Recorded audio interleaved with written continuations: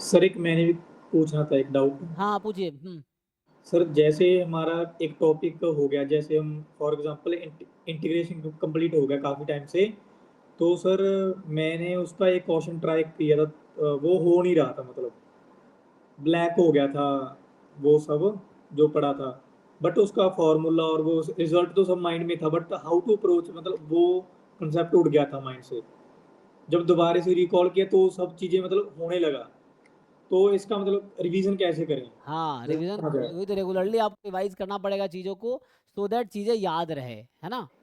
तो जैसे कभी टाइम बचता है ना, तो जो पीछे चीज़ें पढ़ चुके हो, एक बार मंथ में एक बार चाहो तो एक दो दिन निकाल के उसको आप रिवाइज कर सकते हो जो पीछे हो चुका है, वरना आप सब भूल जाएंगे। इससे आगे चीज़ें चलती है पीछे वाले भूलते चले जाएंगे। तो उसके लिए ज़रूरी कि आप अपना नोट्स बना सकते हो, you can revise from that note, क्योंकि वीडियो से रिवाइज करना बहुत मुश्किल काम है ना, बहुत टाइम लग जाएगा हर बार आपको।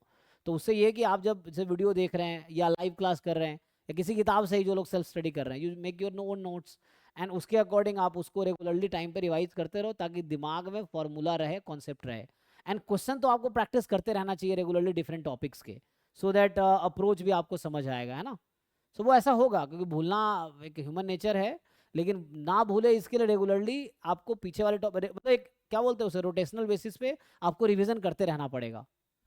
जैसे मान लो अभी आपने लीनियर पढ़ रखा है, लीनियर अभी रिवाइज कर लिए, उसके बाद इंटीग्रल हो गया, डिफरेंशियल है, ऐसे करके जो भी मैथ्स के टॉपिक आप कर रहे हो उसको रिवाइज रेगुलरली करना पड़ेगा, तभी दिमाग में चीज़ें रहेंगी। सो आपको रिवीजन मतलब खुद से एक रेगुलर टाइम निकाल के आप उसके अकॉर्डिंग रिवीजन, मान लो जब भी छुट्टी रहती है, कभी मैं 4 दिन की छुट्टी पे चला जाता हूँ, तो उस बीच में आप रिवाइज कर सकते हैं, क्लासेस तो ना कई बार ऐसा ऑफ हो जाता है, तो उसमें कर सकते हैं आप। तो रिवीजन करते रहना पड़ेगा, वरना भूल जाएंगे, है ना। तो कभी भी एक फिक्स टाइम रख लो, आप वीक में एक बार करोगे, एक वीक में एक बार रिवाइज करेंगे चीज़ों सारा जो भी पढ़ा हमने पहले, तो एक दिन फिक्स करो रिवीजन के लिए, ऐसा करके कर सकते हो आप। सर मेरा एक और प्रॉब्लम है, जब जैसे कोई भी फॉर्मूला, कोई भी रिजल्ट, कोई भी थ्योरम हो, वो मुझे ऐसा सच लर्न नहीं होता।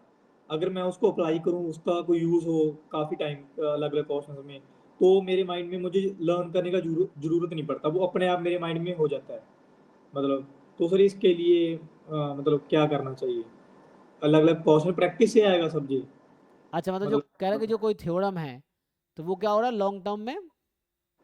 जैसे सर कोई थ्योरम है, वो मुझे ऐसे लर्न नहीं होता, जैसे मैं लर्न करने की कोशिश करूँ होता हाँ नहीं, अगर मैं उसको अप्लाई करूँ तो हो जाता है वो, मुझे लर्न करने का जरूरत भी नहीं पड़ता, वो अपने आप हो जाता है, दिमाग में फिट हो जाता है। तो सर हाँ वो चीज़ें सब क्वेश्चन अलग अलग प्रैक्टिस से होंगी क्या। हाँ हाँ, जैसे कोई क्वेश्चन कर रहे हैं आप, तो क्वेश्चन में कोई थ्योरम यूज होगा, वो थ्योरम भले आपको याद नहीं है, तो घर पे जब आप क्वेश्चंस प्रैक्टिस करते हैं तो आप थ्योरम्स देख सकते हैं कि यहाँ ये थ्योरम यूज होगा, यहाँ ये यूज होगा।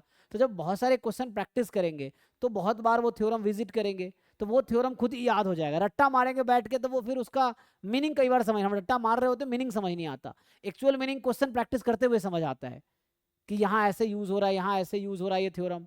तो वो क्वेश्चन जितना प्रैक्टिस करेंगे, कुछ प्रैक्टिस जैसे कुछ क्वेश्चन आपसे सॉल्व नहीं हो रहे हैं, तो इसका यही मतलब है ना, या तो उस क्वेश्चन में जो डेफिनेशन है वो क्लियर नहीं है, या थ्योरम क्लियर नहीं है, या इन्फॉर्मेशन जो दिया है वो हम सही से लगा नहीं पा रहे हैं। तो इसके पीछे वही वजह है कि कोई रिजल्ट आपको ठीक से याद नहीं है, या फॉर्मूला कोई याद नहीं है।